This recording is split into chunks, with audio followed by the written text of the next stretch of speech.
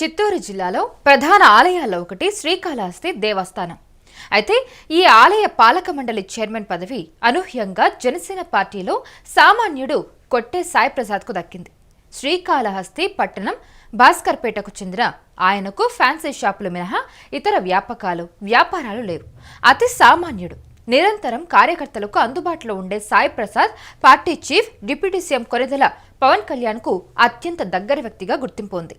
గత వైసీపీ ప్రభుత్వంలో శ్రీకాళహస్తిలో పనిచేసిన మహిళా సీఐ అంశు యాదవ్ దాడి ఘటనలో కొట్టే సాయి ప్రసాద్ పేరు వెలుగులోకి వచ్చింది.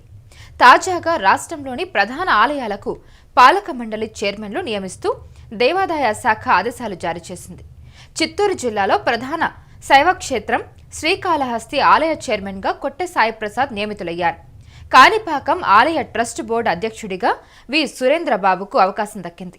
దీంతో చిత్తూరు జిల్లాలో తిరుమల తర్వాత కాణిపాకం, శ్రీకాళహస్తి ఆలయాలు ప్రధానమైనవి.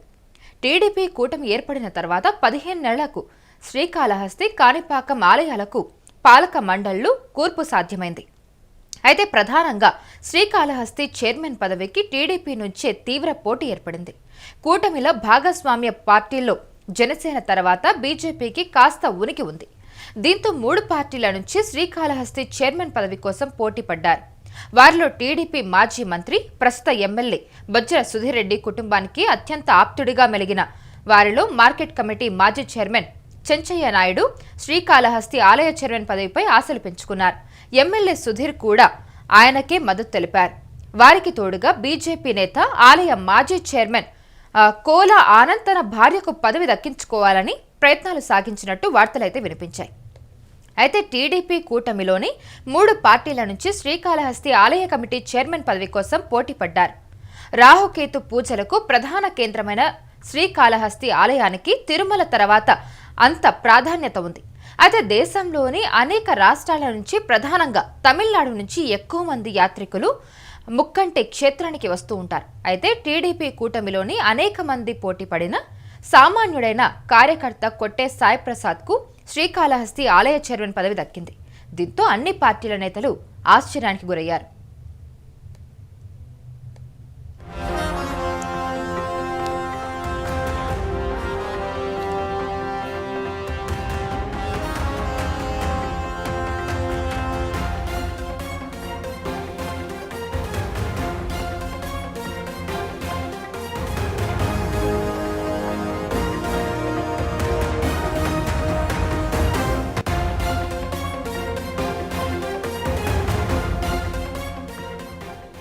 శ్రీకాళహస్తి నియోజకవర్గంలో బలిజే ఓటర్ల ప్రభావం ఎక్కువ. అయితే ఆ సామాజిక వర్గం నుంచి వచ్చిన కొట్టే సాయి ప్రసాద్ ఒక బాలిక మిస్సింగ్ కేసులో 2023లో జనసేన నేతలు ధర్నాకు దిగారు. అయితే ఆ సమయంలో ప్రభుత్వానికి, పోలీసులకు వ్యతిరేకంగా నినాదాలు చేసిన కొట్టే సాయి ప్రసాద్ ను మహిళా సీఐ అంజు యాదవ్ చెంపపై కొట్టింది. ఈ ఘటన అప్పట్లో తీవ్ర చర్చనీయాంశంగా మారింది. అయితే చెంపపై కొట్టడం రాష్ట్రంలో తీవ్ర చర్చనీయాంశంగా మారింది. సమాచారం అందుకున్న Janasena chief Pawan Kalyan party senior నేత నాదెండ్ల మనోహర్తో కలిసి శ్రీకాళహస్తికి చేరుకున్నారు.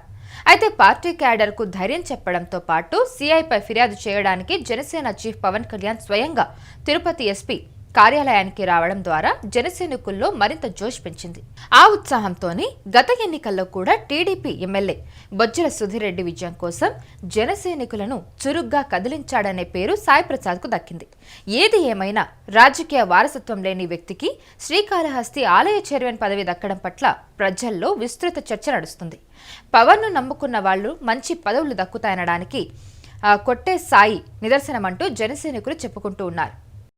ఆ మహిళా అధికారిని ఎవరో కూర్చోబెట్టి 2 చెంపలు కొడుతుంటే ఇలా ఉన్నాడు అంతే, స్థిరంగా ఇలా నుంచొని ఉన్నాడు అంతే, కదలకుండా. అది ఏమి సూచిస్తుంది తెలుసా? అది సిద్ధాంతంతో ఒళ్ళు గట్టిపడిపోయిందని అర్థం. అది అబ్బాయి ఏం చెప్తున్నాడు తెలుసా?